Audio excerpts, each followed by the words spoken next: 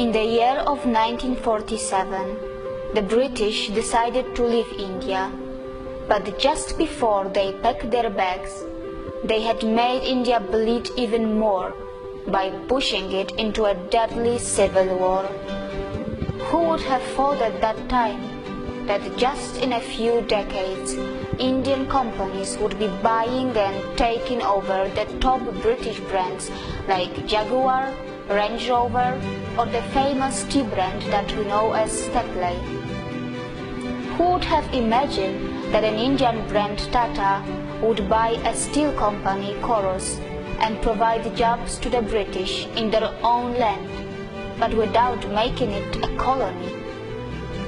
Actually, I will not be very surprised if this video will shock the international community a bit. When you hear the word India, the images that come to your mind are something like this. When the media in your country talks about India, they show you clips like this. But what they are not showing you, and what they are actually hiding from you, is that India also looks like this.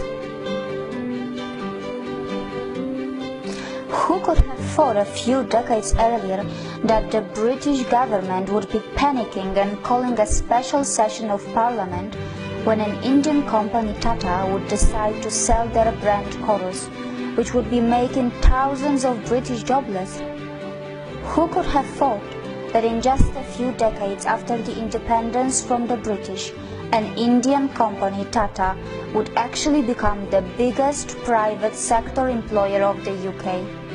It took just a few decades for the Indians to show what they were capable of, and all of this was done in a complete fair business environment, not by colonizing, looting and killing as the British did. And I am not talking about just one Indian brand.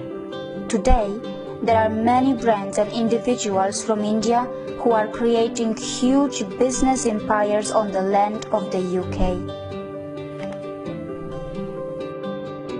But Indians are not here to take any revenge or prove a point.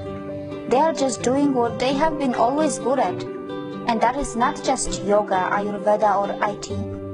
Indians, who are the masters of spirituality, are also masters in business.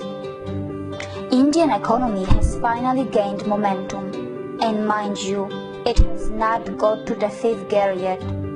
Probably it is still in the second gear, but what is surprising that even in the second gear, it has already become the fastest growing major economy in the world.